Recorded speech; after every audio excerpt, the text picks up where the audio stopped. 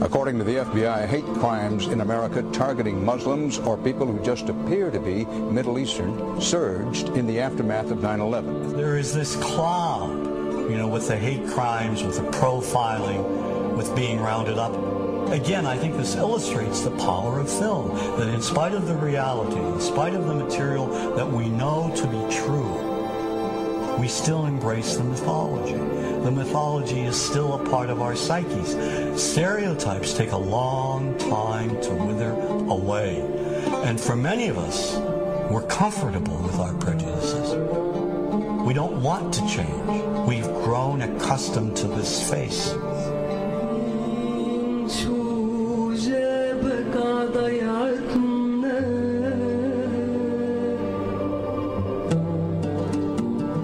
When we think of Arabs, what do we see? What images come to mind? Do we see actual people? People who, despite real cultural or geographical differences, do pretty much the same things that we do.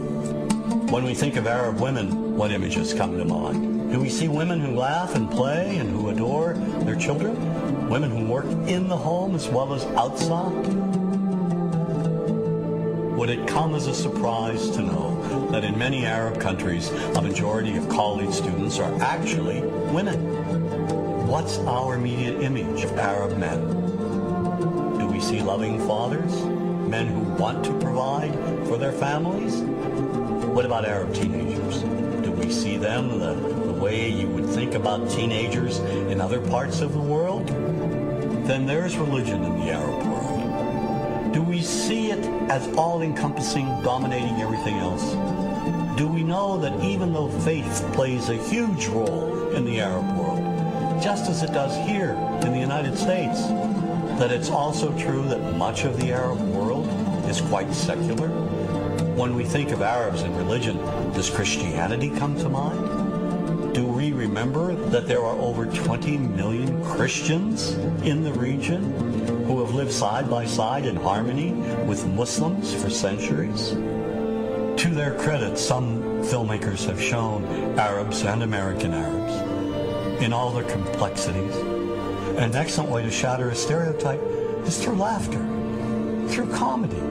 So we have comedians. Comedians have done this historically. Black comedians, Jewish comedians. So we see Arab comedians doing this, and this is one way to release the tension. My name's on a credit card, true story. Guy behind the counter picked up my credit card, sees the envelope card, looks at me all weird. He's like, hey, buddy, what kind of name is, that?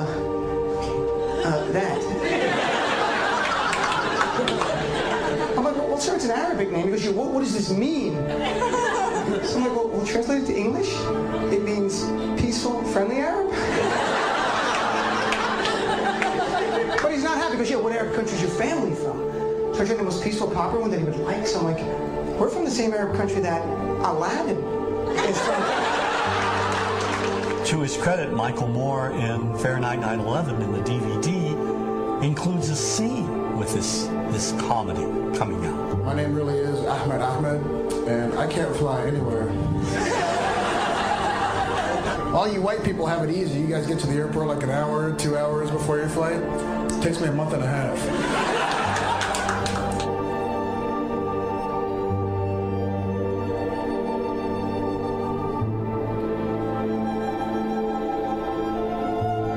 Nous vivons dans un monde qu'on peut critiquer, qui est le monde de la dérision.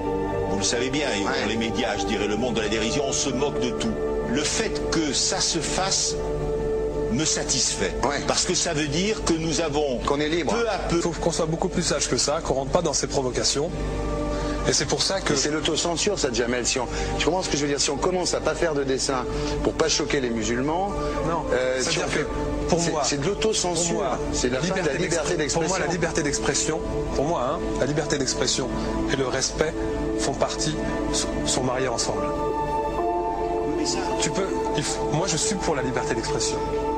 Mais si je vais blesser une personne, pourquoi blesser la personne? Non, mais si moi j'ai envie de faire une caricature sur Mahomet ou sur un rabbin ou sur Jésus-Christ, il faut que j'ai le droit de le faire. Tu comprends? C'est ça la France. Quand tu sais que tu vas blesser 10 millions de personnes, pourquoi tu vas les blesser? Pourquoi? C'est la liberté, c'est ça. C'est la liberté de...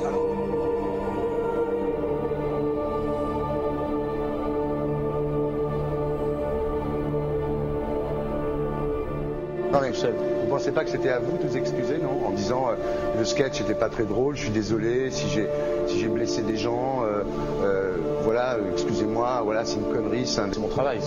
Mais vous ne referiez pas le même sketch quand même? Mais le spectacle que je fais reprend en grande partie les lignes de ce sketch.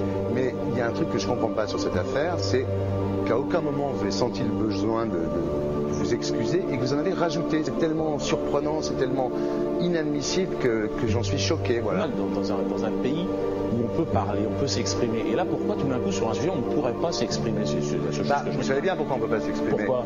Parce que dans ce pays, on a envoyé pendant la guerre des juifs dans des chambres à gaz et que ça crée un petit problème quand même. Vous voyez ce que je veux dire? Dans ce pays, on a envoyé pendant 400 ans des centaines de millions de Noirs et pour 400 ans d'esclavage. Et pourtant, ça n'a pas empêché Michel Leb de faire un sketch qui m'a fait marrer. Où il faisait un noir, et à la fin, il faisait un singe, et en parlant des narines, en parlant des lunettes. En tout cas, lui, il n'a pas été interdit d'exercer son travail. Il a même eu la Légion d'honneur. Quelqu'un qui a toute sa famille qui a été exterminée dans un camp de concentration et qui voit quelqu'un à la télé qui dit Israël.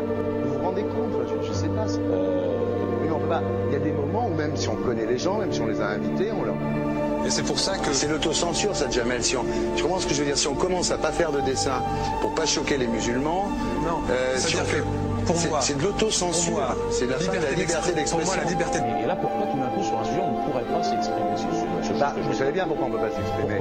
Parce que dans ce pays, on a envoyé pendant la guerre des juifs dans des chambres à gaz et que... Deux poids, deux mesures. La liberté pour tout le monde. C'est-à-dire la liberté pour tout le monde. Il y a une personne comme Dieudonné qui a fait un rabbin, enfin qui a fait un colon juif, etc. Tous ces DVD ne sont plus dans les pactes. On l'empêche de venir, on l'empêche médiatiquement, on ne le voit plus. Alors que lui, c'est un comique. Plusieurs lois qui ont été faites contre l'antisémitisme. Et moi, je fais un appel aujourd'hui de faire une loi contre l'islamophobie.